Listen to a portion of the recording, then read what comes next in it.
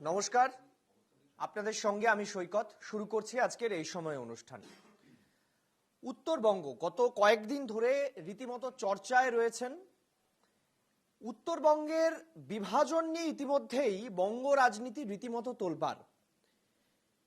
সেই উত্তরবঙ্গের একটা বড় অংশ, বিশেষ করে ডুয়ার্সের আলিপুরদুয়ার, জলপাইগুড়ি বিস্তীর্ণ এলাকা, ভুটানের থেকে নেমে আসা যে জল, সেই জলে প্লাবিত হয়। নদীগুলি প্রথমে প্লাবিত হয় এবং তার তীরবর্তী বিভিন্ন গ্রাম সেগুলো প্লাবিত হয়, যার মধ্যে জঙ্গল রয়েছে, বক্সা টাইগার রিজার্ভ এলাকা রয়েছে, কৃষি জমি রয়েছে এবং সাধারণ মানুষের বসবাসের জায়গা সবটাই প্লাবিত হয়ে যায়। বন্য প্রাণ যেমন এতে সুরক্ষার অভাব বোধ করে, তেমনিভাবে সাধারণ মানুষকেও নিরাপদ জায়গায় সরিয়ে নিয়ে যেতে হয়। ভয়ঙ্কর ভাঙনের প্রবণতা তৈরি হয়। বছরের পর বছর চলে আসছে উত্তরবঙ্গের এই চেনা ছবি। এবার সেই ছবিটা পাল্টাতে চায় রাজ্যের শাসক দল তৃণমূল কংগ্রেস। তারা বলছেন যে ইন্দো ভুটান নদী কমিশন তৈরি করে বা ইন্দো ভুটান নদী কমিশনের কার্যকারিতাকে আরো বাড়িয়ে যদি একটা প্ল্যান তৈরি করা যায়, যে প্ল্যানের মাধ্যমে উত্তরবঙ্গের এই অঞ্চলগুলি বা যে নদীগুলি প্লাবিত হয়ে যায় এবং তার ফলে যে প্লাবন পরিস্থিতি তৈরি হয়, সেটাকে যদি রক্ষা করা যায়। কিন্তু প্রসঙ্গ হচ্ছে যে রাজ্যের শাসক দল যখন এটা বিধানসভায় আলোচনা করতে চাইছেন বা প্রস্তাব আকারে আনছেন, তখন রাজ্যের বিরোধী দল বিজেপি, যাদের একটা বড় আধিপত্য রয়েছে উত্তরবঙ্গে, তারা বলছেন যে রাজ্য বা রাজ্য সরকার এটা কোনোভাবেই এতে হস্তক্ষেপ করতে পারে না, কারণ ভুটান যেহেতু পড়শি একটি দেশ, তাতে এই বিষয়ে হস্তক্ষেপ করার অধিকার রয়েছে একমাত্র কেন্দ্রেরই। কিন্তু কেন্দ্র কেন এতে চুপ করে রয়েছে? ফলে কেন্দ্রের গাফিলতির কারণেই বা কেন্দ্রের এই পরিস্থিতির কারণেই উত্তরবঙ্গকে প্লাবিত হতে হচ্ছে, এমনটাই অভিযোগ করা হচ্ছে তৃণমূলের তরফ থেকে। সম্ভবত আগামীকাল রাজ্য বিধানসভায় এ নিয়ে বক্তব্য রাখতে পারেন রাজ্যের মুখ্যমন্ত্রী মমতা বন্দ্যোপাধ্যায়। তার আগে চলুন আমরা আধ ঘন্টা টানা এই বিষয়টি নিয়ে আমরা আলোচনা করব। এই আলোচনায় আমাদের সঙ্গে যারা অতিথি রয়েছেন আমি পরিচয় করাবো, কিন্তু তার আগে চলুন আপনাদেরকে প্রতিবেদন দেখাই।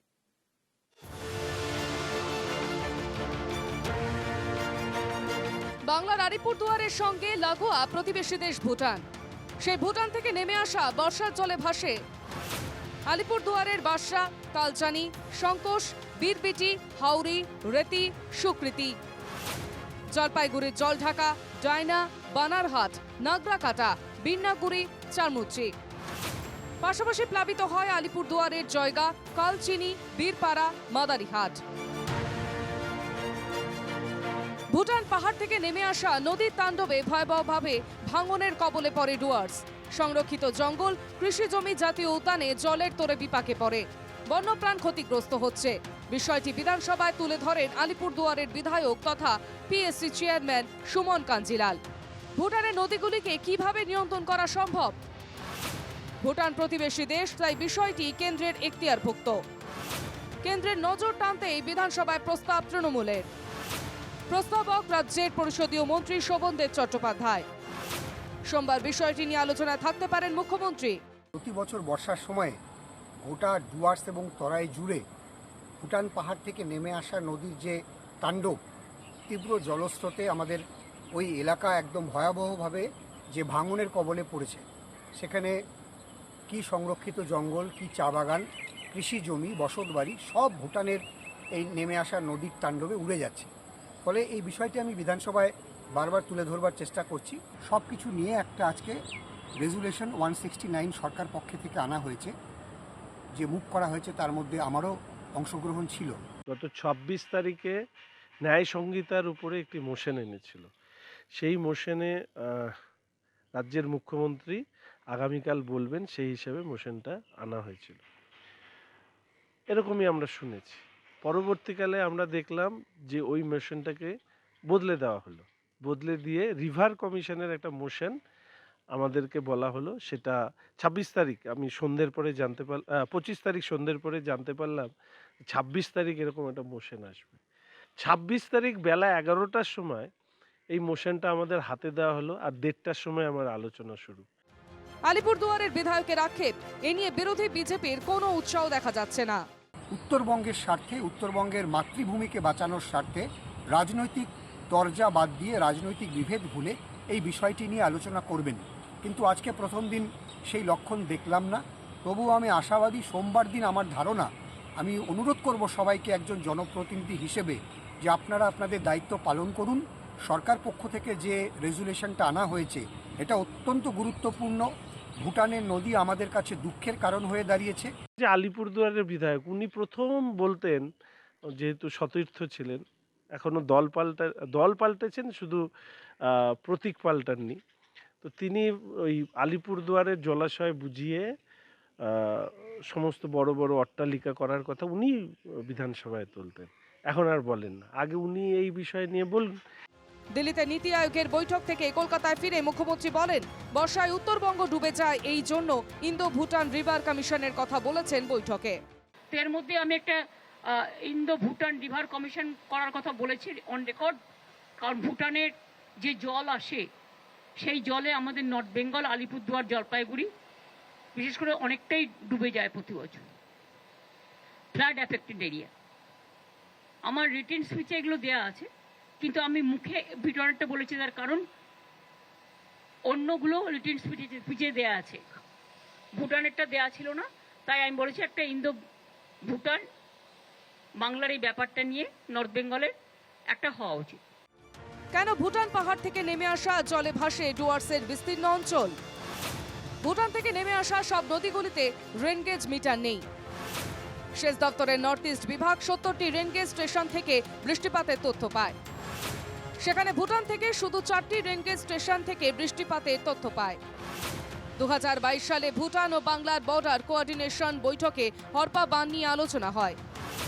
সেখানে সীমান্তবর্তী এলাকায় রেনগেজ সিস্টেম বসানোর বিষয়ে আলোচনা হয়, যাতে বৃষ্টির আগাম সতর্কতা ও নদীতে জল বাড়লে আগাম ব্যবস্থা নেওয়া হয়। Bureau report, NKTV Bangla.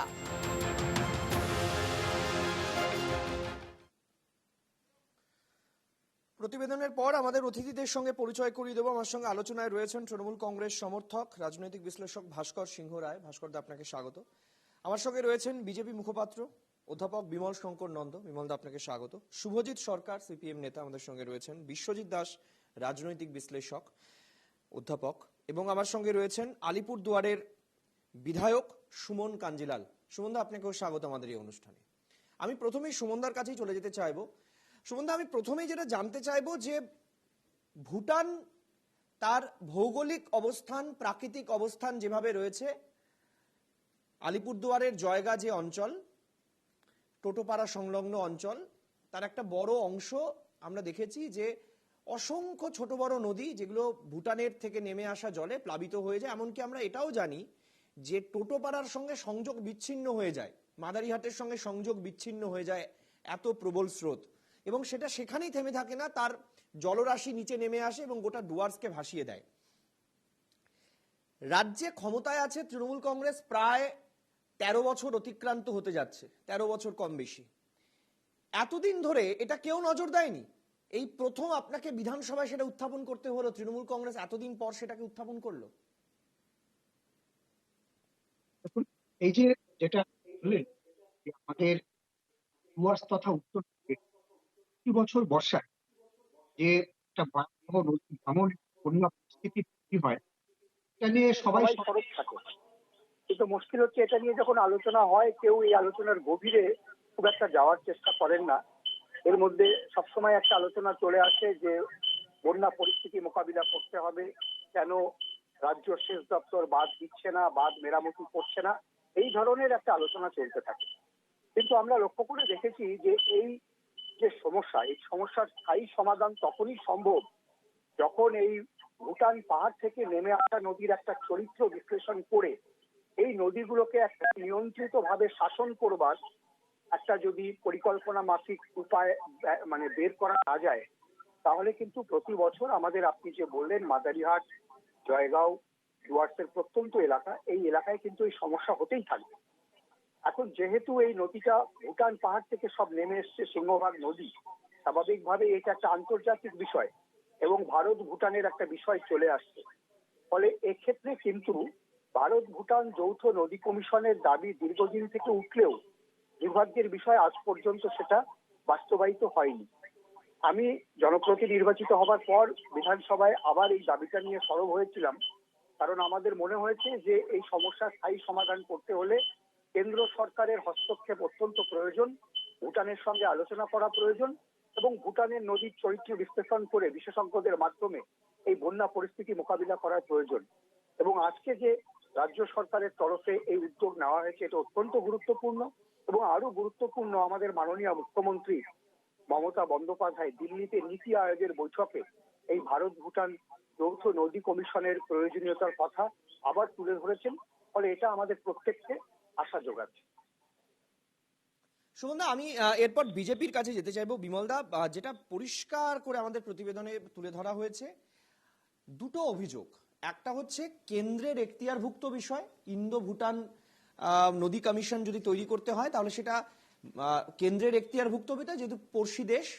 দুই, বিজেপির অভিযোগ যে প্রপার সময় তাদেরকে ইন্টিমেশন দেওয়া হয়নি এবং কোথাও এখতিয়ারের বাইরে গিয়ে রাজ্য বিধানসভায় সেটা নিয়ে প্রস্তাব পাশ করা হচ্ছে, আলোচনা করা হচ্ছে, কারণ বিজেপি বা কেন্দ্রীয় সরকার এটা নিয়ে চুপ করে বসে রয়েছে। অথচ উত্তরবঙ্গে আপনারাই শাসন করছেন, উত্তরবঙ্গের বড় অংশ আপনাদের দখলে। না, দ্বিতীয়টি অভিযোগ, প্রথমটি ইস্যু। প্রথম কেবল অভিযোগ করতে পারো, ভুটান তো বিদেশ, তার সঙ্গে কথা বলতে হবে, এটাকে আমি অভিযোগ বলতে পারবো না। দ্বিতীয়টাকে তুমি অভিযোগ বলতে পারো। প্রথম কথা, বিধানসভায় যে আলোচনা বদলে গেছে সে তো বিধায়ক শঙ্কর মালাকার, সরি আমাদের শঙ্কর ঘোষ বলে, সরি বিমলদা, আমি একটু আপনাকে থামাচ্ছি। আমি সুমনদার কাছে ততক্ষণ আরেকবার একটুখানি চলে যেতে চাইবো। একটা প্রশ্ন আমার বাকি রয়েছে। সুমনদা, আমি যেটা শুনছিলাম যে বিধানসভায় আগামীকাল সম্ভবত মুখ্যমন্ত্রী এটা নিয়ে বক্তব্য রাখার কথা। আগামীকাল কি মুখ্যমন্ত্রী এটা নিয়ে বিধানসভায় বক্তব্য রাখবেন? দেখুন, গত শুক্রবার এটা বিধানসভায় উঠেছে আন্ডার রুল 169-এ। আমাদের মাননীয় মন্ত্রী শোভনদেব চট্টোপাধ্যায় এটা তুলেছেন, তারপর আলোচনা শুরু হয়েছে। আগামীকাল সোমবার এই নিয়েও আলোচনা হবে। আমরা হয়তো আশা করছি মুখ্যমন্ত্রী যদি বিধানসভায় উপস্থিত থাকেন তিনি বলতে পারেন, কিন্তু তার থেকেও গুরুত্বপূর্ণ হচ্ছে এই মানে আমরা দেখলাম বিধানসভায় যথাযথ গুরুত্ব সহকারে এই যে ভারত ভুটান যৌথ নদী কমিশনের প্রয়োজনীয়তার কথা এবং আমাদের গোটা উত্তরবঙ্গ সেই সঙ্গে বাংলার যে ভাঙন পরিস্থিতি তা নিয়ে একটা গুরুত্বপূর্ণ আলোচনা শুরু হয়েছে।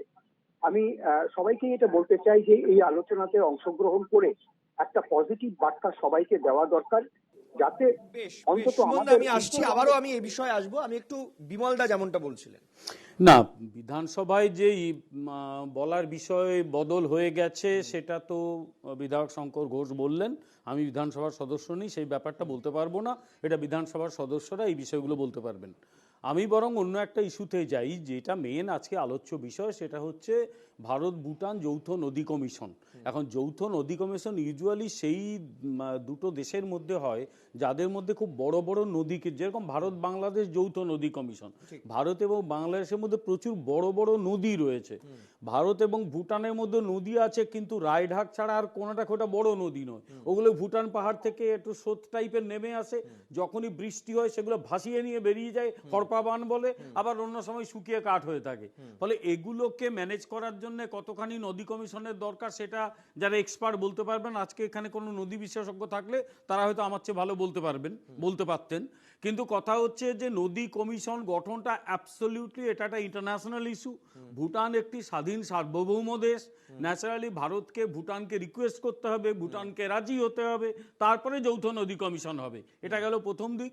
দ্বিতীয় দিক হচ্ছে যে উত্তরবঙ্গে বন্যা পরিস্থিতি নিয়ে সকলেই খুব চিন্তিত। বিজেপি উত্তরবঙ্গ শাসন করে না, পশ্চিমবঙ্গ শাসন করে তৃণমূল কংগ্রেস। বিজেপির প্রতিনিধিরা উত্তরবঙ্গ থেকে বেশি পরিমাণে নির্বাচিত হয়েছেন লোকসভায়, রাজ্য বা বিধানসভায়। তাদের মধ্যে কেউ কেউ আবার দল ছেড়ে অন্য দলে চলে গেছেন, নিজের মানে সিম্বলটাও পাল্টানোর মতো ভদ্রতা দেখাননি, সে আছে কেউ কেউ।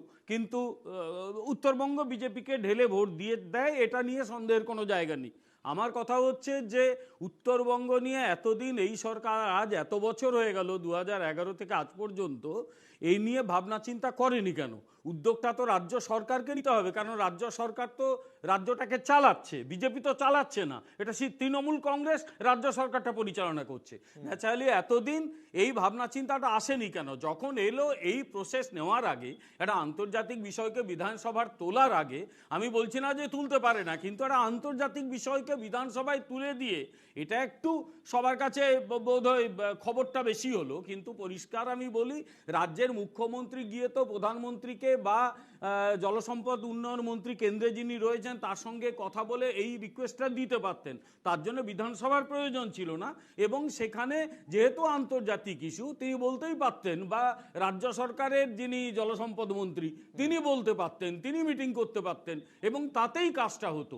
বিধানসভার তোলার মধ্যে যতটা খবরে আসার মানে ভাবনা রয়েছে, উত্তরবঙ্গের উন্নয়নের জন্য কতটা ইচ্ছে বা ভালোর জন্য কতটা ইচ্ছে, সে নিয়ে যে কেউ প্রশ্ন করতে তার মানে পারে। আপনি আমি খুব করছি পরিষ্কার বলছেন বিমলদা, এখানে একটা সিম্প্যাথির পলিটিক্স আপনি লক্ষ্য করতে পারছেন। সিম্প্যাথি পলিটিক্স না, এটা হচ্ছে খবরে থাকার রাজনীতি। বেশ, এছাড়া আমি আর কেউ শুভজিতের অন্যভাবে কাছে কিছু জানতে চাই। ব্যাখ্যা শুভজিৎ, করতে চাই না। দীর্ঘদিন তোমরা উত্তরবঙ্গকে বাঁচানোর একটা লড়াই, কিছু একটা বলতে চাইছেন।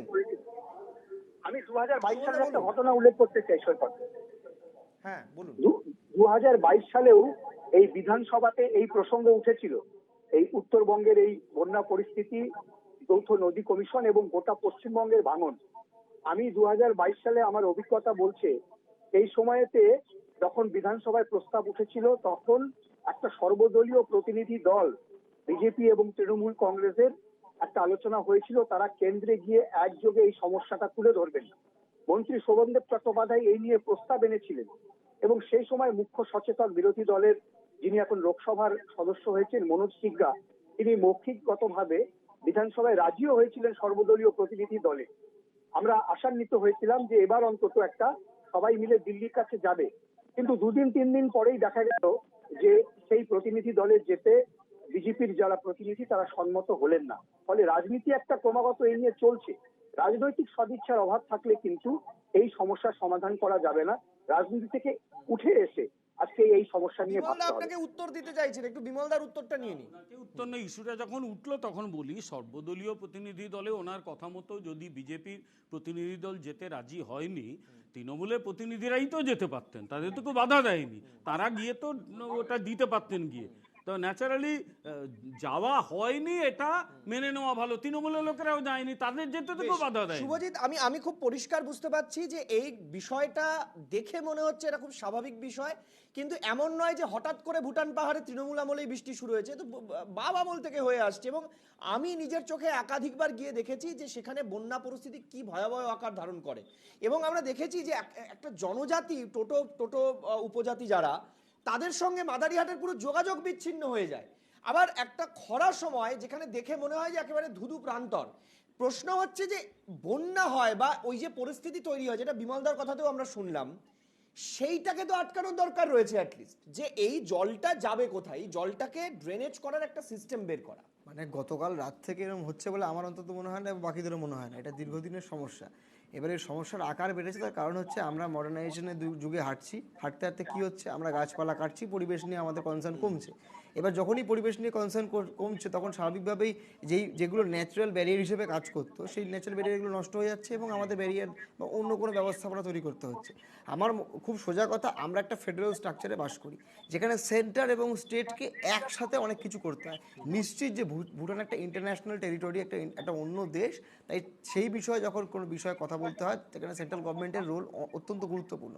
কিন্তু যেই এলাকা নিয়ে কথা হচ্ছে সেই এলাকার যারা জনপ্রতিনিধি রয়েছেন, যারা এমএলএ বা এমপি রয়েছেন, বা যারা আরও বিশেষজ্ঞ রয়েছেন, যারা আরও ভালো অ্যাডমিনিস্ট্রেশনটাকে বুঝবেন, বিডিও বা এসডিও অ্যাডমিনিস্ট্রেটিভ ওয়াইজ যারা এই জিনিসটাকে অনেকদিন ধরে দেখছেন, তাদের কনসাল্ট করে বিষয়টা যদি করা হয় তাহলে জিনিসটা অনেক স্মুথ হবে। প্রবলেমটা কী হয়ে গেছে, আজকে মমতা বন্দ্যোপাধ্যায়কে আমরা দেখেছি যে বাংলাদেশ নিয়ে যখন বিভিন্ন রাজনৈতিক দল বা বিভিন্ন লোকেরা যখন মন্তব্য রাখছে, উনি হঠাৎ করে একজন কমেন্ট করে দেন যে কেউ যদি আমাদের দরজায় খটখট করে আমরা দরজা খুলে দেবো।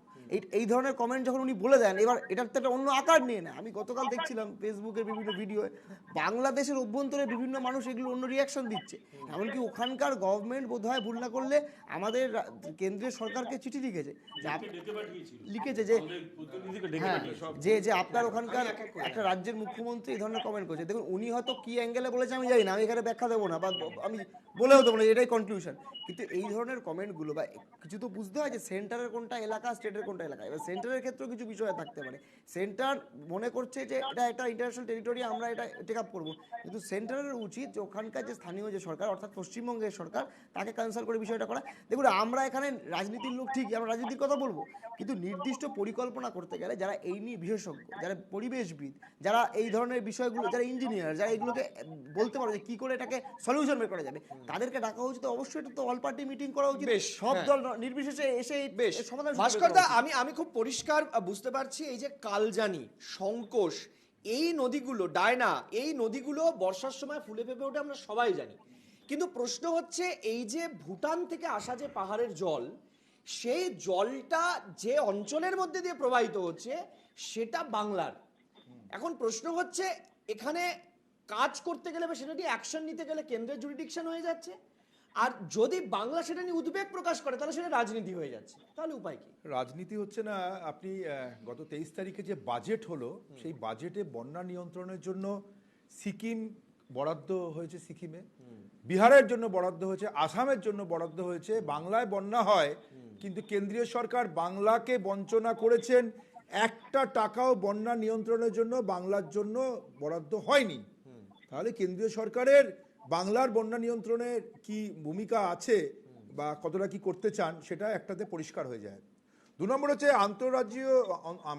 আন্তঃরাষ্ট্রীয় ব্যাপারে যখন একটা দুটো দেশ আছে, তাহলে ভুটানের সঙ্গে যদি আলোচনা করা বা ভুটানের থেকে যে জলটা আসার পরে নিয়ন্ত্রণ করা, যে এই যে কাজটা, এই কাজটা কেন্দ্রীয় সরকার কোনো ভূমিকা নিয়েছেন বলে আমার মনে হয় না। যদিও তাদের অনেক বেশি জনপ্রতিনিধি নির্বাচিত হয়েছেন উত্তরবঙ্গ থেকে, সেই উত্তরবঙ্গে জনপ্রতিনিধিরা কি এই বন্যার ব্যাপারটা কি কোনো সময় পার্লামেন্টে তুলেছেন বা এই ব্যাপারটা নিয়ে কেন্দ্রীয় সরকারের কোনো হস্তক্ষেপ বা কেন্দ্রীয় সরকারের কোনো পরিকল্পনা করেছেন? সেটা করেননি। কিন্তু এখানে শুনতে পেলাম যে মমতা বন্দ্যোপাধ্যায় বিধানসভায় এই প্রস্তাবটা তুলে এটার যে একটা গুরুতর বিষয়, এই বিষয়টা নিয়ে আলোচনা চেয়ে তার জন্য অর্থ বরাদ্দ করে এটা নিয়ন্ত্রণ করার চেষ্টা করছেন, কিন্তু কেন্দ্রীয় সরকারের তরফ থেকে কোনো রকম আমরা চেষ্টা দেখতে পাচ্ছি না। এবং আরেকটা যে কথা এটা উঠে এলো যে বন্যা জলটা যে প্রতিবার যে ওখান থেকে আসে, তাহলে তাদের জন্য কি করা দরকার? আপনি আন্তঃরাষ্ট্রীয় ব্যাপারগুলোতে কি ভারত সরকারের ভূমিকা তাদেরকে বলার জন্য নীতি আয়োগে মমতা বন্দ্যোপাধ্যায় সেই বিষয়টি উত্থাপন করেছেন, কিন্তু তারপরে এটা নিয়ে এই বন্যার এই ব্যাপারটা নিয়ে যখন ভেসে যাচ্ছে উত্তরবঙ্গ, কোনো জলসম্পদ, কেন্দ্রীয় জলসম্পদ মন্ত্রী বা কেন্দ্রীয় সরকারের তরফ থেকে কোনো রকম প্রকল্পের কথা বা কোনো রকম নিয়ন্ত্রণ করার কথা কিন্তু আমরা শুনতে পাইনি। সুতরাং এই বিমাতৃসুলভ আচরণ যেটা বাংলার উপর করছে কেন্দ্রীয় সরকার, এই কেন্দ্রীয় সরকারের বাজেট থেকে আরম্ভ করে প্রত্যেকটা ক্ষেত্রে এই কেন্দ্রীয় সরকার সাধারণ মানুষের জীবনে। আমি আসছি, বিমলদা উত্তর নেব। একটু আমি বিশ্বজিৎদার কাছে যাব। বিশ্বজিৎদা, সেটা হচ্ছে আমরা যেটা আমাদের প্রতিবেদনে দেখালাম যে রেনগেজ মিটার, মানে খুব পরিষ্কার করে যদি বলি যে ভুটানে কত পরিমাণ বৃষ্টি হচ্ছে এবং সেই বৃষ্টির কতটা এফেক্ট ওই অঞ্চলে পড়বে, আলিপুর জলপাইগুড়ির ওই অঞ্চলে পড়বে, পাহাড় ঘেঁষা অঞ্চলে পড়বে, তার একটা অনুমান করা যায়। তার জন্য পর্যাপ্ত যে টেকনিক্যাল ব্যবস্থা সেটাকে করতে হবে। এই দায়িত্বটা কার? দেখো, এই দায়িত্বটা শুধুমাত্র পশ্চিমবঙ্গ বা ভারতবর্ষের নয়। ভুটান যখন আমাদের সীমান্ত এবং প্রতিবেশী রাষ্ট্র, তাদের নদীগুলোর চরিত্র এগুলো বোঝা দরকার। কিন্তু যে কথা সুমনদা বলছিলেন এতক্ষণ, যে মূল জায়গাটা রাজনীতিতে ছিল না, ছিল আলিপুরদুয়ার, উত্তরবঙ্গ, ডুয়ার্সের মানুষের একটা সার্বিক উন্নয়ন। আমরা তুমি যে ভিডিও দেখাচ্ছ একের পর এক, এভাবে যদি ডুয়ার্সের ভাঙন শুরু হয় তাহলে সেটার শেষ কোথায়? তখন তো আর রাজনীতি দিয়ে ভাঙন রোধ করা যাবে না। সত্যিই তো আজকে এটা আন্তর্জাতিক সম্পর্কের বিষয়, ভারত ভুটানের মধ্যে এই নদী কমিশন তৈরি হবে, কিন্তু আমার রাজ্যের মানুষ যদি ক্ষতিগ্রস্ত হয় তাহলে সেই মানুষদের অধিকারের কথা বলা যাবে না বিধানসভায়? সেখানে আলোচনা করে একটা প্রস্তাব নিয়ে সেটা জানানো যাবে না? মুখ্যমন্ত্রী মমতা বন্দ্যোপাধ্যায় নীতি আয়োগে গিয়ে তো বলে এসছেন ইন্দো ভুটান এই নদী কমিশনের কথা। তাহলে এখন যে প্রশ্নটা হচ্ছে যে বাসরা, পানা, তোরসা এই নদীগুলোতে যখন বর্ষাকালে জল বেড়ে যায়, বাড়ার পরে যে ক্ষতিগ্রস্ত হয় উত্তরবঙ্গের একটা বড় এলাকা, তুমি একটু আগে কালচিনির কথা বলছিলে, বীরপাড়া, মাদারিহাটের কথা বলছিলে, এই এলাকার মানুষকে সুরক্ষা দেওয়া, ওই এলাকার জনপ্রতিনিধিদের প্রত্যেক দিন এই সমস্যার সম্মুখীন হতে হয়, ওই এলাকার মানুষদের এই সমস্যার সম্মুখীন হতে হয়। সুতরাং তাদের একটা পার্মানেন্ট বা দীর্ঘমেয়াদী পরিকল্পনা ছাড়া কখনোই এর সমাধান সম্ভব নয়। এবং সেটা শুধু পশ্চিমবঙ্গে নয়, সেটা ভুটান, পশ্চিমবঙ্গ বা বলতে পারো ভুটান, ভারতবর্ষ যৌথভাবে এটা যদি না করে, তাহলে ডুয়ার্সকে বাঁচানো আগামী দিনে কিন্তু মানে কঠিন হবে। সেটা আপনি যেটা বলছেন, একটা বিষয় এখানে উদ্বেগের অবশ্যই থাকছে যে শুধুমাত্র কিন্তু ভাঙন নয়, শুধুমাত্র মানুষের অসুবিধে নয়, চা বাগানের ক্ষতি হচ্ছে, বন্য প্রাণের ক্ষতি হচ্ছে এবং ভূমিধস হচ্ছে, যেটা উত্তরবঙ্গের জন্য আগামী দিনে বিপজ্জনক হতে পারে বলে অনেকে মনে করছেন। ফলে এই বিষয়গুলো মানে প্রকৃতিকে রক্ষা করাটাও আমাদের কাজ। বিমলদা, না, ওটা কথা বলি, আমরা যারা দক্ষিণবঙ্গের মানুষ না, আমরা একটু, আমিও তাই, আমি তাকেও নিজেকেও তার মধ্যে রাখছি, আমাদের উত্তরবঙ্গ সম্পর্কে তো একদম প্রাইমারি নলেজ নেই।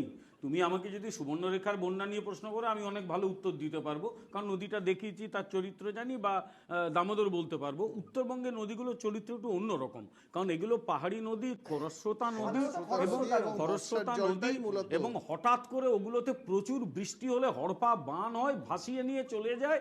ফলে উত্তরবঙ্গের বন্যার চরিত্রটা সম্পূর্ণ আলাদা, যেটা আমরা দক্ষিণবঙ্গে থাকি আমরা খুব যে বুঝতে পারবো তা নয়, তার সঙ্গে আরও কতগুলো বিষয় যুক্ত হয়ে গেছে। আমি আমার নিজের ব্যক্তিগত কথা বলি, জলপাইগুড়িতে একটা নদী দেখেছিলাম, করলা নদী বলে, ওই নদী দেখে আমার কোয়াটা মানে এই আবার কি নদী বলো, এত দেখেননি তো বর্ষার সময় গোটা জলপাইগুড়ির 12টা বাজিয়ে রেখে দেয়। মানে করলা নদী একদম তার খাতটা বলে কিচ্ছু নেই। সমস্যা হচ্ছে এই নদীগুলোর খাত শেষ হয়ে গেছে, উপরন্তু নদীর জায়গা দখল হয়ে গেছে। তুমি নিজে যে কোনো তোমার উত্তরবঙ্গের প্রতিনিধিকে বলো, এই নদীগুলোকে শহরের পাশ দিয়ে যেগুলো গেছে, নদী খাত দখল হওয়া একটা সমস্যা, ফলে নদীগুলো জল ধরে রাখার জায়গা নেই। তাই শুধুমাত্র যৌথ নদী কমিশন করে দিলেই সমস্যার সমাধান হবে না। কিন্তু আবার আমি বলছি, যৌথ নদী কমিশন করা যেতেই পারে, এটা এমন কিছু অন্যায় দাবিও নয়। কিন্তু আবার আমি বলছি, এটা নিয়ে অনেক আগেই চেষ্টা করা যেত, ঠিক আছে, এরা চেষ্টা করছে, এবং আমরাও চাইবো যে যৌথ নদী কমিশন হোক বা যেভাবেই হোক, উত্তরবঙ্গে যাতে বন্যা না হয়, মানুষগুলো বাঁচে, সেই চেষ্টা আমাদের প্রত্যেককেই করতে হবে। এক্ষেত্রে বিজেপির কোন জনপ্রতিনিধি কিন্তু প্রকাশ্যে একে সমর্থন করছেন। যতটা আমরা জানতে পাচ্ছি যে জয়ন্ত রায়, জলপাইগুড়ির সাংসদ, তিনি কিন্তু বলছেন যে এই যৌথ নদী কমিশন দরকার। কিন্তু একটু আগে আমরা শুনলাম শিলিগুড়ির বিধায়ক, তিনি পরিষ্কার বলছেন যে সঠিক সময় তাদের ইনফরমেশন দেওয়া হচ্ছে না আলোচনার ক্ষেত্রে, কোথাও রাজ্য সরকার তড়িঘড়ি করছে, এবং যেটা বিমলদা একটু আগে বললেন যে এটা কোথাও সিম্প্যাথি অর্জন বা দেখানোর বিষয়ে চলে গেছে। ফলে এই জায়গাগুলো খুব গুরুত্বপূর্ণ হয়ে উঠছে। তবে শুধুমাত্র উত্তরবঙ্গের এই সমস্যাটা নয়, জানেন তো, গত কয়েকদিন ধরে আমরাই এনকেটিভি বাংলা প্রথম ব্রেক করেছিলাম যে খবর, যে নরেন্দ্র মোদীর সঙ্গে শেখ হাসিনার বৈঠকের পর আমরা খবর ব্রেক করেছিলাম যে মমতা বন্দ্যোপাধ্যায় ভয়ঙ্কর অখুশি হয়েছেন। কিন্তু কেন, কি কারণে অখুশি হয়েছেন? কারণ সেখানেও আরেকটা চুক্তি নবীকরণ হয়েছে, সেটা নিয়ে তৃণমূল কংগ্রেসের তীব্র আপত্তি।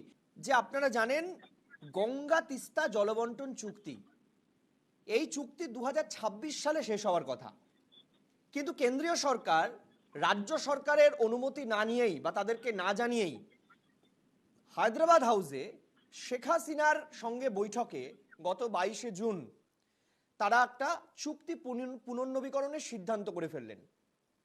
কিন্তু মমতা বন্দ্যোপাধ্যায় বললেন আমার এতে তীব্র আপত্তি। কিন্তু কেন কেন মমতা বন্দ্যোপাধ্যায় এতে তীব্র আপত্তি তুলছেন? শুধু কি রাজনীতির স্বার্থে?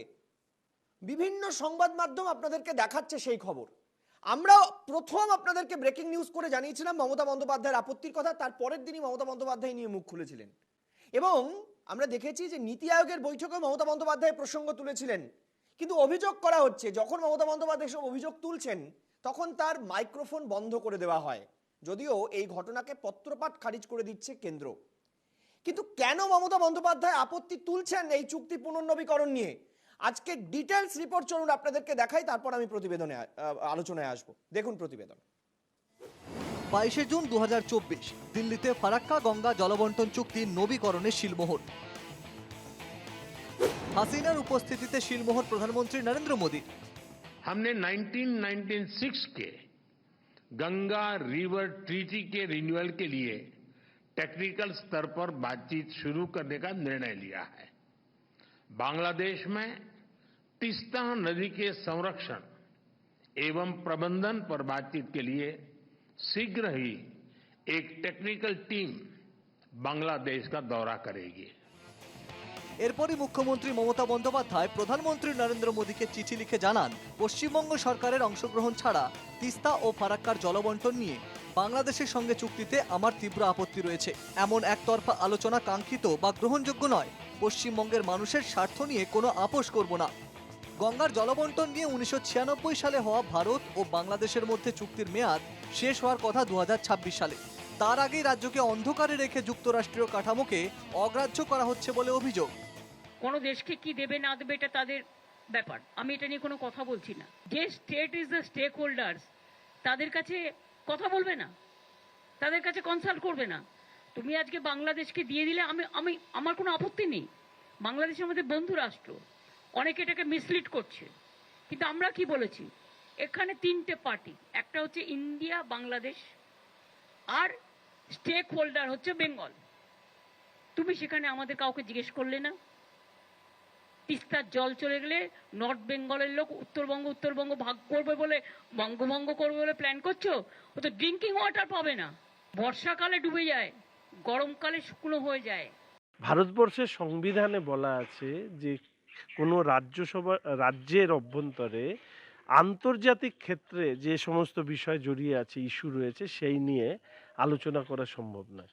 যদি আলোচনা করতেই হয় তাহলে ওনারা সংসদে তুলতে পারেন, পার্লামেন্টে তুলতে পারেন, মুখ্যমন্ত্রী সরাসরি প্রধানমন্ত্রীকে বলতে পারেন। কোন কোন ক্ষেত্রে বাংলার স্বার্থ পূর্ণ হচ্ছে না বলে অভিযোগ মমতার। ফারাক্কা ফিডার ক্যানেলের মাধ্যমে অন্তত 40,000 কিউসেক জল না পেলে কলকাতা বন্দরের নাব্যতা হারাতে পারে। ফারাক্কা ব্যারেজ থেকে 200 কিলোমিটার দূরে পদ্মা নদীর উপর বাংলাদেশের বাঁধ নির্মাণে আপত্তি। দুদেশের উপর দিয়ে প্রবাহিত জলঙ্গি ও মাথাভাঙা নদী ইতিমধ্যেই পদ্মার সঙ্গে সংযোগ হারিয়ে ফেলেছে। এর ফলে সুন্দরবনে মিষ্টি জলের প্রবাহ ব্যাহত হয়েছে। সিকিমে জলবিদ্যুৎ প্রকল্পের কারণে তিস্তার গুরুতর স্বাস্থ্যহানিতে পরিবেশের উপর ক্ষতিকারক প্রভাব পড়েছে। সিকিমে জলবিদ্যুৎ প্রকল্পের কারণে তিস্তায় জলপ্রবাহ কমায় উত্তরবঙ্গের কৃষকেরা ক্ষতিগ্রস্ত হচ্ছেন। শুখা মরশুমে ভারত 37.5% ও বাংলাদেশের 42.5% জল পাওয়া নিয়ে আপত্তি রাজ্যের। ফারাক্কা গঙ্গা জলবন্টন চুক্তি বাবদ রাজ্য সরকারের পাওনা বকেয়া, ফলে গঙ্গায় ড্রেজিং এর কাজ বন্ধ। ফারাক্কা ব্যারেজের জন্যই বাংলার বিস্তীর্ণ এলাকায় ভাঙন এড়ানো যাচ্ছে না। দিল্লিতে নীতি আয়োগের বৈঠকে মোদির সামনেই মুখ্যমন্ত্রী তুলেছিলেন ফারাক্কা গঙ্গা জলবন্টন চুক্তি নবীকরণের প্রসঙ্গ। মুখ্যমন্ত্রীর অভিযোগ, 5 মিনিটেই মাইক বন্ধ করে তাকে থামিয়ে দেওয়া হয়। প্রতিবাদ জানিয়ে বিধানসভায় প্রস্তাব এনে তার উপর আলোচনা করতে চায় তৃণমূল। চলতি বিধানসভা অধিবেশনেই প্রস্তাবটি আনা হবে বলে খবর। বিধানসভায় প্রস্তাব এনে মোদী সরকারকে বার্তা পাঠাতে চাইছে মমতার দল। Bureau report, NKTV Bangla. আমি আবারও সুমনদার কাছেই প্রথমে আসতে চাইবো। সুমনদা, আমরা দেখালাম মমতা বন্দ্যোপাধ্যায়ের বক্তব্য। তিনি বলছেন যে এই ট্রিটি বা এই চুক্তি পুনর্নবীকরণ হওয়ার ফলে যেটা হবে, উত্তরবঙ্গের বড় সমস্যা তৈরি হবে। উত্তরবঙ্গে পানীয় জলের অসুবিধে তৈরি হবে, উত্তরবঙ্গের চাষাবাদ মার খাবে, উত্তরবঙ্গের আরো নানা রকমের সমস্যা হবে বলে মমতা বন্দ্যোপাধ্যায় দাবি করছেন। প্রথমে তো আমরা একটু আগে যেটা নিয়ে আলোচনা করছিলাম যে ভুটানের থেকে নেমে আসা জলে বন্যা পরিস্থিতি, আবার শুখা মরশুমেও পানীয় জলের অসুবিধে হবে কেন্দ্রের একতরফা চুক্তি নবীকরণের ফলে, মমতা বন্দ্যোপাধ্যায়ের দাবি। জিনিসই বুঝতে পারছি না সৈকত, যে আমাদের যে উত্তর বাংলা তথা বাংলা, এটা কি ভারতবর্ষের বাইরে? এমন একটা পরিস্থিতি তৈরি করা হচ্ছে যেখানে আমাদের নিজেদের দেশের স্বার্থ বিঘ্নিত হচ্ছে। আমার নিজের ভূখণ্ড, নিজের মাতৃভূমির অস্তিত্ব সংকট দেখা যাচ্ছে। এখানকার উত্তরবঙ্গের যে মেন সম্পদ, প্রাকৃতিক সম্পদ, সংরক্ষিত বনাঞ্চল, কৃষি জমি, সবকিছু আজকে এই সিকিম বা কোথাও ভুটান থেকে নেমে আসা নদীর যে তীব্র জলস্রোত, তাতে আজকে ছিন্ন বিচ্ছিন্ন হয়ে যাচ্ছে। তারপর যখন আবার বিভিন্ন রকম জলচুক্তি হচ্ছে, দেখা যাচ্ছে সেখানেও আমাদের এই ভূখণ্ড এবং সেখানকার বাসিন্দারা ক্ষতিগ্রস্ত হচ্ছে এবং আগামী দিনে এখানকার কৃষকরা চরম জলকষ্টের মধ্যে পড়তে পারে, এমনকি পানীয় জলের কষ্টও হতে পারে। তাহলে পরে আমরা ভেবে পাচ্ছি না যে কেন একটা উত্তরবঙ্গের বিরাট ভূখণ্ডের মানুষের ভবিষ্যৎকে আজকে একটা প্রশ্ন চিহ্নের মুখে রেখে যখন আন্তর্জাতিক এই ধরনের কোনো চুক্তি হচ্ছে, সেখানে বাংলার মানুষের স্বার্থ কেন বিঘ্নিত হচ্ছে। এই বিষয়টি যদি বিধানসভায় তুলে ধরতে যাওয়া যায়, যখন জনপ্রতিনিধিরা এটাকে সংবিধান বিরোধী, অনৈতিক বলে আখ্যা দেন, এটা কিন্তু অত্যন্ত দুর্ভাগ্যজনক। কারণ সাধারণ মানুষ কিন্তু এত তাত্ত্বিক কথা, এত সংবিধানের কথা জানে না। তারা বাঁচতে চাইছে, কৃষকরা জমি চাইছে, সেচের জল চাইছে, সাধারণ মানুষ তার বসত বাড়ি বাঁচাতে চাইছে। আমাদের উত্তরবঙ্গের বনাঞ্চল, সংরক্ষিত বনাঞ্চল, হেক্টরকে হেক্টর বনাঞ্চল প্রতি বছর এই ভুটানের নদী গ্রাস করে ফেলছে। আজকে যে বনবস্তির বাসিন্দারা আছে সবাই জানে যে প্রতি বছর বর্ষায় আজকে আমাদের সামনের বছর আমাদের জমি নিশ্চিহ্ন হয়ে যেতে পারে। এগুলো রক্ষা করবে কে? নদী যখন ভুটান থেকে উৎপন্ন হয়েছে তখন কেন্দ্রীয় সরকারকে তো উদ্যোগ নিতে হবে, কিন্তু সেই উদ্যোগের কথা মনে করিয়ে দিলে এর মধ্যে যদি রাজনীতি আসে, এটা অত্যন্ত দুর্ভাগ্যজনক। সুমনদা, আমি আসছি, আমি একটু বিমলদার কাছে আসি। বিমলদা, আমি মমতা বন্দ্যোপাধ্যায়ের বক্তব্য যেদিন আমরা দেখছিলাম যে মমতা বন্দ্যোপাধ্যায় বারবার এই কথাটা বলছেন এবং এটাকে ইস্যু করছে তৃণমূল কংগ্রেস। এই কারণে তারা বলছেন দুটো মেন কথা। এক হচ্ছে এই চুক্তিটা রাজ্যকে অন্ধকারে রেখে হয়েছে, রাজ্য স্টেক হোল্ডার, তাও তাদেরকে জানানো হয়নি। দুই, যে ফরাক্কা ব্যারেজের কথা বলা হচ্ছে, এই ফরাক্কা ব্যারেজের ফলে বারবার করে রাজ্যকে না জানিয়ে জল ছাড়ার ফলে রাজ্য ক্ষতিগ্রস্ত হচ্ছে। একটা বিস্তীর্ণ গোটা 3-4টে জেলা জলে ভেসে যাচ্ছে এবং বাংলায় বন্যার জন্য দায়ী করা হচ্ছে ফরাক্কাকে। তারই একটা অংশ হিসাবে এই তিস্তা জলবন্টন চুক্তি নবীকরণকে কাঠগড়ায় দাঁড় করানো হচ্ছে। না, নবীকরণ হয়ে গেছে। না, নবীকরণ হয়নি, সিদ্ধান্ত হয়েছে। তার আগে টেকনিক্যাল কনসালটেশন হবে। একটা চুক্তি নবীকরণটা এত সহজ নয়, আমরা বসে যে কথা বলে দিচ্ছি কয়েকজন বসে সই করে দিল। একটা চুক্তি নবীকরণ করতে গেলে বিশেষত নদী সংক্রান্ত চুক্তি, তার জন্য প্রচুর বিখ্যাত সব টেকনোক্র্যাট আছে, বিশেষজ্ঞ আছে, তারা একসঙ্গে বসে প্রিভিয়াস চুক্তির বিভিন্ন দিকগুলো আলোচনা করে, তারপরে সেই চুক্তি রিনিউ হয়। তাই সিদ্ধান্ত হয়েছে এ নিয়ে টেকনিক্যাল কনসালটেশন শুরু হবে, কারণ 2026 তো আর খুব দূরে নয়। ন্যাচারালি 2026 বাংলাদেশেও টিম যাবে, শুধু অশান্তির কারণে সব জায়গাতেই যাবে, তাদের টিমও এখানে আসবে, আমাদের টিম ওখানে যাবে। যেটা ফারাক্কার চুক্তি 1996-এ যে ক্ষেত্রে হয়েছিল, একটা জিনিস তুমি মনে রাখবে, আন্তর্জাতিক চুক্তি হয় দুটি সার্বভৌম রাষ্ট্রের মধ্যে, সেখানে রাজ্য সরকারের কোনো ভূমিকা নেই, এটা সংবিধানে কোথাও বলা হয়। কিন্তু আবার এটাও ঠিক, আবার এটা আমি বলি জ্যোতি বসু কেন্দ্রীয় সরকারের সম্মতি নিয়েই গিয়েছিলেন।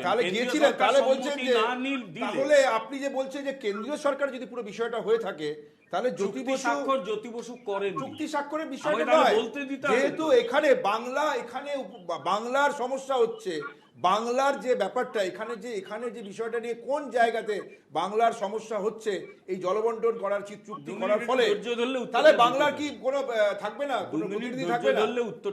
উত্তরটা নিয়ে বাংলাকে এগিয়ে যাচ্ছেন। ভারতের একটা টিম গিয়েছিল, সেই টিমের মেম্বার ছিলেন জ্যোতি বসু, তিনি ভারতের রিপ্রেজেন্টেটিভ ছিলেন। সেই সময় শেখ হাসিনাও চাইছিলেন চুক্তিটা হোক, এবং ফারাক্কা চুক্তি নিয়ে ভারত এবং বাংলাদেশের মধ্যে বিশেষত খালেদা জিয়ার আমলে তিক্ততা ছিল, প্রবল তিক্ততা। বাংলাদেশ সেটাকে আন্তর্জাতিক ক্ষেত্রে নিয়ে চলে গিয়েছিল, সম্মিলিত জাতি। 96-এ যখন এই চুক্তি হয় তখন শেখ হাসিনাই ছিলেন, বলছি তো, খালেদা জিয়ার আমলে এটা আন্তর্জাতিক সমস্যা হয়ে গিয়েছিল।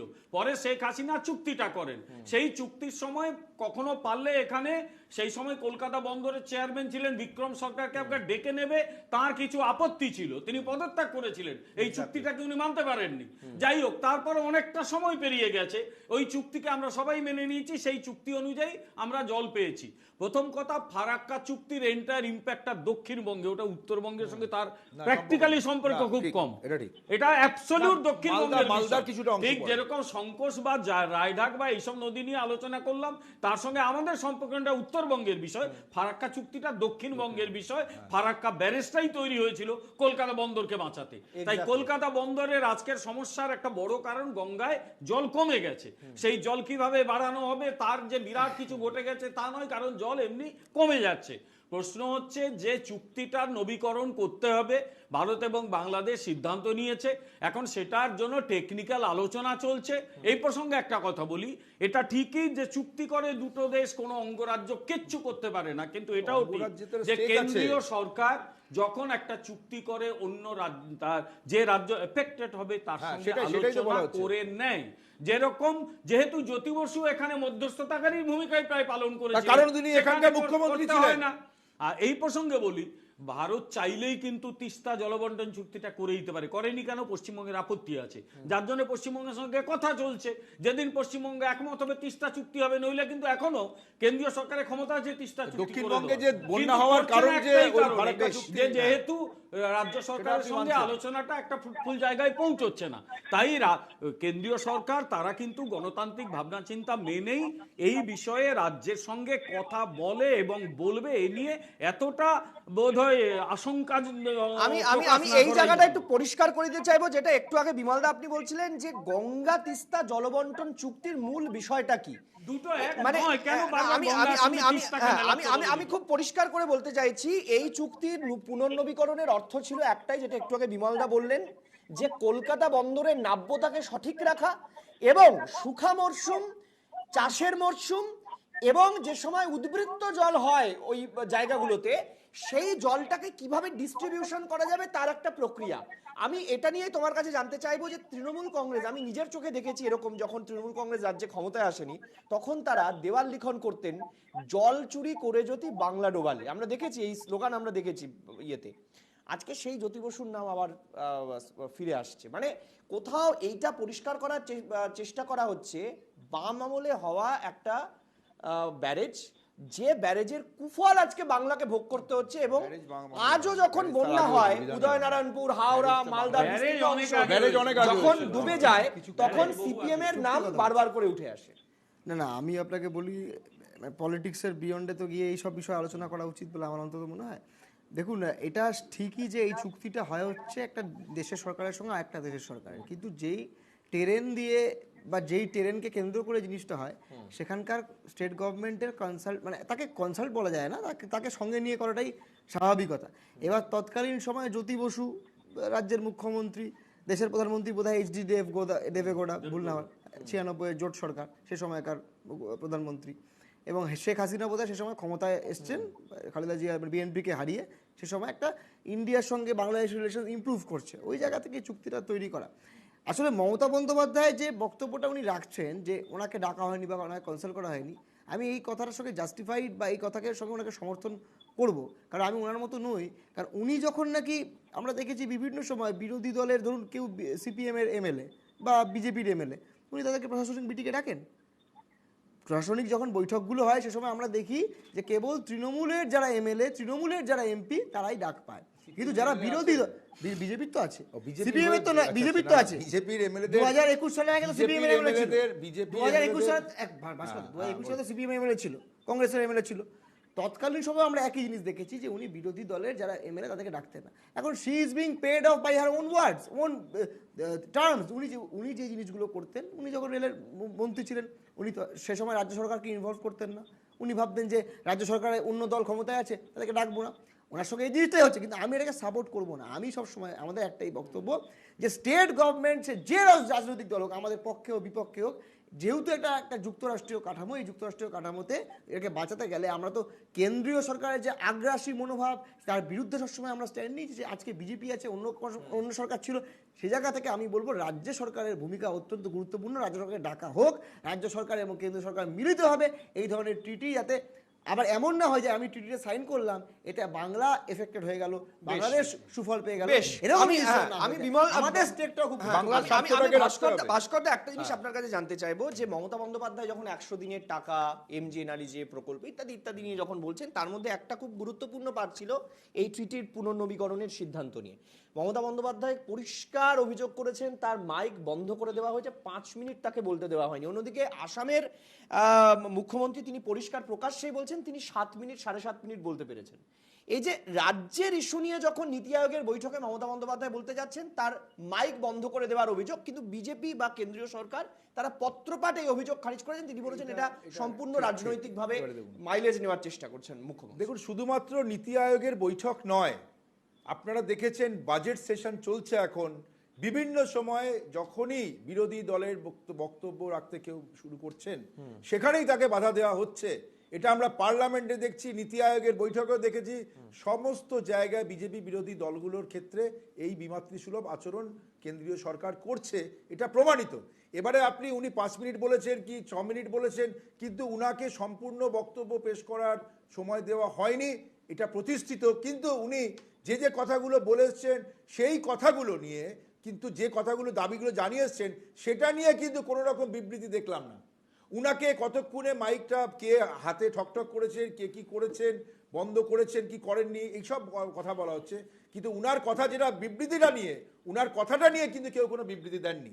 এটা হচ্ছে যে এটাই গেল যে এখানে শুধু নীতি আয়োগের নয়, সব জায়গাতে এটা হচ্ছে বিজেপি বিরোধী দলগুলোর পক্ষ থেকে এটা কিন্তু অস্বীকার করে হয়নি যে বিজেপি বলতে দেয় না। কংগ্রেসও কালকে মমতা বন্দ্যোপাধ্যায় যে বক্তব্য রেখেছেন সেটাকে সমর্থন করেছে। বেশ, আমি এখানেই আরেকটা প্রশ্ন আপনাকে করতে চাইবো। বেশিরভাগ সম্ভবত 7 থেকে 9 জন বিরোধী মুখ্যমন্ত্রী গেলেন না, শুধু মমতা বন্দ্যোপাধ্যায় গেলেন। অনেকে বলছেন এটাই তো মমতা বন্দ্যোপাধ্যায়ের বিজেপির মধ্যে সক্ষমতা। আমি এটার এটা বলছি, উত্তর দিই। দেখুন, এই নীতি আয়োগের বৈঠকে যাওয়া যাবে না বলে মুখ্যমন্ত্রীদের কোনো বৈঠক হয়নি, যে মুখ্যমন্ত্রীরাই তো এই নীতি আয়োগের যে 2015 সালে 1 জানুয়ারি থেকে নীতি আয়োগ হয়, তার আগে ছিল প্ল্যানিং কমিশনের, সেখানে প্রত্যেকটা রাজ্যের মুখ্যমন্ত্রী মেম্বার। তাহলে মুখ্যমন্ত্রীদের কোনো মিটিং হয়নি, বিজেপি বিরোধী যে মুখ্যমন্ত্রীরা আছেন সেখানে কোনো মিটিং হয়নি মুখ্যমন্ত্রীদের উপস্থিতিতে, যে কোনো মুখ্যমন্ত্রী অংশগ্রহণ করবেন না এরকম কোনো রেজলিউশন হয়নি। সুতরাং মমতা ব্যানার্জি গিয়েছেন, মমতা ব্যানার্জি যাওয়া নিয়ে কিন্তু আমরাই তো বারবার বলেছি বাংলার মানুষের কথাগুলো নীতি আয়োগের বৈঠকে গিয়ে বলা উচিত। মমতা ব্যানার্জি যাওয়া নিয়ে এবং ওখানে তার বক্তব্য রাখা নিয়ে, মমতা বন্দ্যোপাধ্যায়কে বলতে না নেওয়া নিয়ে কংগ্রেস তাকে সমর্থন জানিয়েছে। শুভজিৎ, এটা কিন্তু মাথায় রাখতে হবে, মমতা বন্দ্যোপাধ্যায় বাকিদের হয়ে বলেছে। আমি ভুল না হলে দেখুন, এটা তো স্বাভাবিক আমাদের বক্তব্য যারা বিজেপি বিরোধী দল, যে বিজেপি কথা বলতে দেয় না, ঠিকই। যে কারণেই যারা ইন্ডিয়া প্ল্যাটফর্মের যারা অংশীদার যে দলগুলো, তারা ঠিক করেছিল যে এই মিটিংটাকে আর বয়কট করবে, যে কারণে কংগ্রেস বা লেফট বা অন্য যে রাজ্যে অন্য সরকার রয়েছে, বিজেপি বিরোধী সরকার রয়েছে, তারা যায়নি। এখানে তৃণমূল কংগ্রেসের পক্ষ থেকে আমি ভুল না করলে ইন্ডিয়া অ্যালায়েন্স বা ইন্ডিয়া প্ল্যাটফর্মে যে মিটিং বা আলোচনা হয়, সেখানে ডেরেক ওব্রায়ান সম্ভবত এই মনোভাব পোষণ করেছিলেন যে তারাও এখানে যাবেন না। পরবর্তীকালে মাননীয় মুখ্যমন্ত্রী তিনি গেছেন। দেখুন, আমার কথা হচ্ছে, আপনি যদি বিজেপির বিরুদ্ধে হন, বিজেপি যেটা করেছে, আমি যদি তরকারিটা ধরেও নি যে বিজেপি এই জিনিসটাই করেছে, তাহলে আমি মিটিংটাকে বয়কট করবো। তো আমি ওখানে যাবো, গিয়ে আমি বলবো যে আমার মাইক বন্ধ করে দিন। আপনারা একটা জিনিস কেন বুঝতে পারছেন না, প্ল্যানিং কমিশন না, এক মিনিট, নীতি আয়োগের বৈঠকটা সরকারের, ওটা বিজেপির নয়। নীতি আয়োগের প্ল্যানিং নীতি আয়োগের একদম না নিশ্চয়ই আগে তো স্ট্যান্ড ক্লিয়ার করুন। একদম, মানে আপনারা যেতে চান না এই বলছেন, উন্নয়নের কথা দরকার, উন্নয়নের কথা দরকার, সরকারের কাছে পৌঁছানো দরকার, তাহলে নীতি আয়োগের বৈঠক বয়কট কেন করছেন? নীতি আয়োগ একটা এমন একটি সংস্থা, যে সংস্থায় গিয়ে তুমি এখানে গিয়ে বলতে পারো না যে কেন্দ্রীয় সরকার এই বঞ্চনা করছে, সেই বঞ্চনা করছে। তোমার কি কি ডিমান্ড, তোমার কি কি দরকার, অ্যাডমিনিস্ট্রেটিভ কি কি আরো ডেভেলপমেন্ট করা এই জায়গায় দরকার, আমি তোমার সঙ্গে সহমত। কিন্তু আমার কথা, আমাদের একটা নির্দিষ্ট একটা স্ট্যান্ড আছে, যেই স্ট্যান্ডের জায়গা থেকে আমরা বয়কট করেছি। বা ইদানিংকালে আমাদের জোটের নাম ইন্ডিয়া, অথচ ইন্ডিয়ার স্বার্থে কোনো মুখ্যমন্ত্রীদের মিটিং হয়নি। আমি এই কথাটা বলেছি, মমতা বন্দ্যোপাধ্যায় নির্দিষ্ট কারণে গত যে মিটিংগুলো হয়েছে আগে, তিনি এই নীতি আয়োগের যে বিভিন্ন মিটিং হয়েছে সেখানে উনি যাননি, উনিও একই কথা বলেছেন। তা আমাদের একটা নির্দিষ্ট বক্তব্য আমরা রেখেছি, কিন্তু মমতা বন্দ্যোপাধ্যায়ের স্ট্যান্ডটা কি?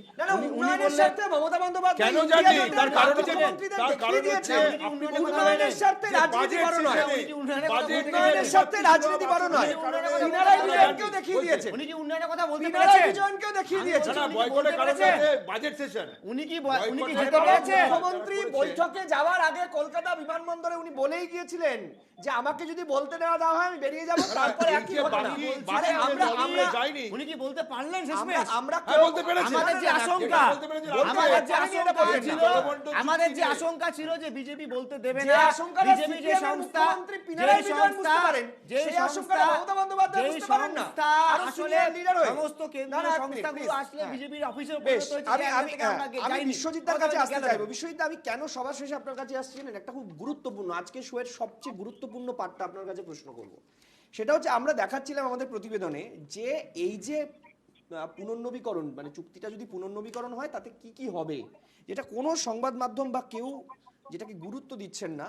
আমরা তার গ্রাফিক্যাল প্রেজেন্টেশনের মাধ্যমে দেখিয়েছি অন্তত 7 থেকে 8টা কারণ, যার মধ্যে কলকাতা বন্দরে নাব্যতা হারিয়ে যাওয়া, বাংলাদেশের চীনের সাহায্য নিয়ে বাঁধ নির্মাণ করা, এবং পাশাপাশি মাথাভাঙা এবং জলঙ্গির মধ্যে পদ্মার সঙ্গে সংযোগ বিচ্ছিন্ন হয়ে যাওয়া, সুন্দরবনে মিষ্টি জলের প্রবাহ বন্ধ হয়ে যাওয়া, কৃষিকাজের ক্ষতি হওয়া, সিকিমে জলবিদ্যুৎ প্রকল্প তৈরি হওয়ার কারণে জলের ফোর্স কমে যাওয়া, ইত্যাদি ইত্যাদি অনেক কারণ। তার সঙ্গে ড্রেজিং তো অবশ্যই রয়েছে এবং ভাঙন রয়েছে, যেটা আলোচনা আসছিল। এতগুলো কারণে রাজ্যের মুখ্যমন্ত্রী তিনি আপত্তি তুলছেন। তার কারণটা হচ্ছে, তুমি ঠিকই বলেছো, আমার বলাটা অনেক সহজ করে দিয়েছো যে পয়েন্টগুলো। তার কারণ বিমলদা সঠিক কথাটা বলেছেন যে এটা চুক্তিটার নবীকরণের আগে কৌশলগত আলোচনা, কিন্তু সেই কৌশলগত আলোচনায় যে স্টেক, অবশ্যই এ কথা তো সবাই জানে, এটা নিয়ে আলোচনার জায়গা নেই, দুটো দেশের মধ্যে চুক্তি হবে, কিন্তু তার মধ্যে যে রাজ্য সব থেকে বেশি ক্ষতিগ্রস্ত হবে বা উপকৃত হবে, তাদের কি সমস্যা, যে টিমটা গেল টেকনিক্যাল আলোচনা করার জন্য, কৌশলগত আলোচনা করার জন্য, সেখানে রাজ্যের কোনো প্রতিনিধি থাকলো না। রাজ্যের যে অসুবিধাগুলোর কথা তুমি তুলে ধরলে সেই কথাগুলো বলার জায়গা থাকলো না। ঠিকইভাবে মুখ্যমন্ত্রী উন্নয়নের একটা দীর্ঘমেয়াদী রূপরেখা তৈরি করে, আমাদের প্ল্যানিং কমিশন তার বাস্তবায়িত করার চেষ্টা করে। সেখানে শুভজিৎ বলছিল যে না, অন্যরা যায়নি, তা যাচ্ছে না বলে আমরা যাব না, সেটা না, বরং এটা তো সদর্থক দৃষ্টিভঙ্গি যে দেশের স্বার্থে, মানুষের স্বার্থে ইতিবাচক দৃষ্টিভঙ্গিতে তিনি গেছেন এবং তার কথা শোনেনি। কেন শোনেনি? হয়তো প্ল্যানিং কমিশন তার মাইক বন্ধ করে দিয়েছে। সারা ভারতবর্ষের হাজার হাজার মানুষ, কোটি কোটি মানুষ যারা কিনা দেখছেন, তারা খবর রাখেন, তারা দেখেছেন যে তাকে বলতে দেওয়া হয়নি। সুতরাং এটাও একটা বার্তা দেয়।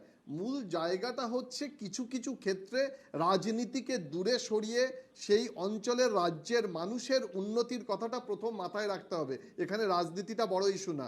ইস্যুটা হচ্ছে এই যে গঙ্গা এবং তিস্তা চুক্তির নবীকরণের ফলে আমাদের পশ্চিমবঙ্গ কি কি সমস্যার সম্মুখীন হবে, কিভাবে সেই সমস্যার সমাধান তৈরি করা যায়, সেটার একটা সুস্থিত আলোচনা। সেটার জন্য রাজ্যের প্রতিনিধি এবং রাজ্যের আলোচনা অবশ্যই গুরুত্বপূর্ণ। আমরা আলোচনা আজকে এখানেই শেষ করব, তবে আমাদের খুব পরিষ্কার বক্তব্য থাকবে, কেন্দ্র সরকার তৈরি হয়েছে মানুষের জন্য, রাজ্য সরকারও মানুষের জন্যই। এখন প্রসঙ্গ হচ্ছে একটা চুক্তি পুনর্নবীকরণের জন্য যদি সেই চুক্তি করার কারণটাই প্রশ্নচিহ্নের মুখে পড়ে, তাহলে সেই চুক্তি পুনর্নবীকরণের কি প্রয়োজন? আবার ঠিক উল্টো ব্যাখ্যাটাও রয়েছে, সেটা হচ্ছে একটা চুক্তি পুনর্নবীকরণ করতে গেলে যদি ভয়ঙ্কর রাজনীতির প্রশ্ন উঠে যায়, তাহলে মানুষের স্বার্থে কোন রাজনীতি, সেটাও প্রশ্নচিহ্নের মুখে পড়ে।